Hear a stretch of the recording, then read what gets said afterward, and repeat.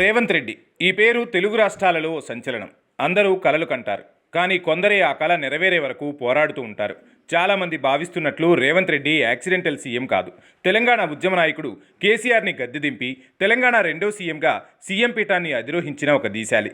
తన రాజకీయ ప్రస్థానంలో అంచెలంచెలుగా ఎదుగుతూ అవకాశాల కోసం ఎదురు చూడకుండా అవకాశాలను సృష్టించుకుని అసాధ్యాన్ని సుసాధ్యం చేసిన వ్యక్తి. రాజకీయంగా ఎన్నో ఒడిదుడుకులు ఎదుర్కొని రాజకీయ పద్మ వ్యూహాన్ని సైతం ఛేదించిన దీశాలి రేవంత్ రెడ్డి. కాంగ్రెస్లో చేరకముందు రాజకీయ జీవితం కొంత సులభతరమైన, కాంగ్రెస్లో చేరిన తర్వాత రేవంత్ ఎన్నో ఆటుపోట్లను ఎదుర్కొన్నారు. సొంత పార్టీలోనే ఎన్నో విమర్శలను ఎదుర్కొన్నారు. వాటన్నింటినీ లెక్క చేయక కాంగ్రెస్ పార్టీ అధిష్టానం తనపై ఉంచిన నమ్మకాన్ని నిలబెట్టే ప్రయత్నం చేస్తూ ముందుకు సాగారు. విమర్శలు చేసిన నోళ్లను మూయించేలా తన పనితనంతో అందరినీ కలుపుకుపోతూ ముందుకు సాగారు. 10 ఏళ్లు అప్రతిహితంగా కొనసాగుతున్న బీఆర్ఎస్ ప్రభుత్వాన్ని గద్దె దింపడంలో కేసీఆర్ను ఢీకొట్టగలిగే ఒకే ఒక వ్యక్తి రేవంత్ అన్న నమ్మకాన్ని తెలంగాణ ప్రజల్లో కల్పించారు.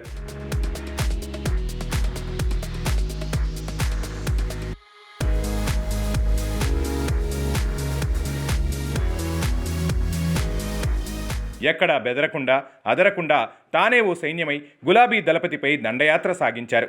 ఉద్యమ ప్రస్థానం కలిగిన నాయకుడు 10 ఏళ్ల పరిపాలన సాగిస్తూ కుటుంబ సభ్యుల అండదండలతో రాజకీయ చాణక్యులతో నిండిన కేసీఆర్ నిండు సభను చీల్చి చెండాడాడు. ప్రజల్లో గూడు కట్టుకుని ఉన్న భావాలను తన వాగ్దాటితో బాణంలా ఎక్కుపెట్టి గులాబీ పార్టీపై దండయాత్ర చేశాడు. తను అనుకున్న లక్ష్యాన్ని చేరాడు. తెలంగాణ ముఖ్యమంత్రిగా ప్రమాణ స్వీకారం చేశాడు. నాడు అధికారం కోసం చేసిన పోరాటంలో తాను ఒక్కడే. అధికారం వచ్చిన తర్వాతైనా తన సహచరుల నుంచి పూర్తి మద్దతు లభించిందా అంటే లభించలేదని అంటున్నారు రాజకీయ విశ్లేషకులు. రేవంత్ రెడ్డి లేకుండా కాంగ్రెస్ పార్టీ అధికారంలోకి వస్తుందా అంటే రాదు అనే సమాధానమే చెప్పాల్సి ఉంటుంది. కాంగ్రెస్ ప్రభుత్వం ఏర్పడిందంటే కీలక భూమిక పోషించింది రేవంత్ రెడ్డి. ప్రభుత్వం ఏర్పడిన తర్వాత ఒక మంత్రిగా కూడా బాధ్యతలు చేపట్టని రేవంత్ రెడ్డి 6 నెలల కాలంలోనే పాలనపై పట్టు సాధించే దిశగా అడుగులు వేస్తున్నారు. ఎక్కడైనా ఎప్పుడైనా ఎంతటి రాజకీయ నాయకుడికైనా కొన్ని ఒడిదుడుకులు సహజం. మొదట్లో కొన్ని ఆటుపోట్లు సహజం. వాటన్నింటినీ తట్టుకుంటూ శక్తి వంచన లేకుండా కృషి చేస్తూ ప్రజలు తనపై ఉంచిన నమ్మకాన్ని నిలబెట్టుకునేందుకు అహర్నిశలు శ్రమిస్తూనే ఉన్నారు.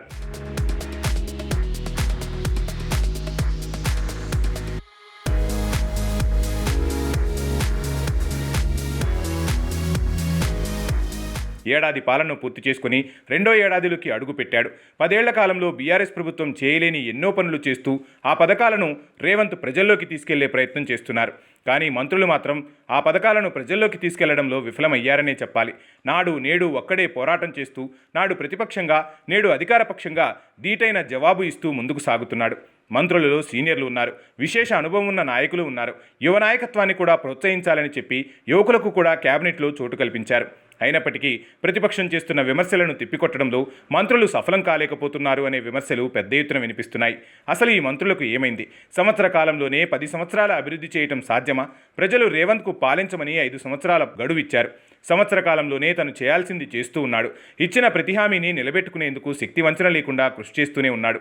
ఒకప్పుడు ధనిక రాష్ట్రంగా ఉన్న తెలంగాణ గత 10 ఏళ్ల కాలంలో అప్పుల పాలైంది. ఆ లెక్కల బొక్కలు సరిచేస్తూ తనదైన మార్కుతో పరిపాలన సాగిస్తున్నాడు. ఈ సమయంలో మంత్రులు అండగా ఉండి ప్రతిపక్షాల విమర్శలను తిప్పికొట్టాలి. కానీ ఎంతవరకు మంత్రులు ఈ విషయంలో సఫలమయ్యారు? ప్రతిపక్షంలో ఉన్నప్పుడు మంత్రి సీతక్క ధీటైన జవాబులు ఇస్తూ ముందుకు సాగారు. పరిపాలనలో బిజీ అయిన సీతక్క నేడు ప్రతిపక్ష విమర్శలను తిప్పికొట్టలేకపోతున్నారా? మరో మంత్రి కొండా సురేఖ లేని వివాదాలను మూటగట్టుకుని విమర్శలను ఎదుర్కొన్నారు.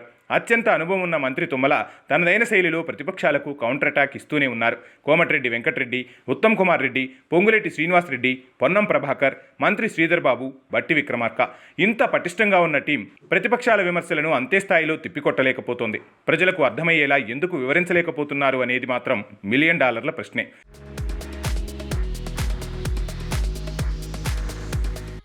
ఈ దిశగా ఇప్పుడైనా అడుగులు పడతాయా? రేవంత్కు అండగా ఉంటూ ప్రతిపక్షాల విమర్శలను తిప్పికొడుతూ కాంగ్రెస్ అనుకున్న లక్ష్యాలను సాధించబోతుందా?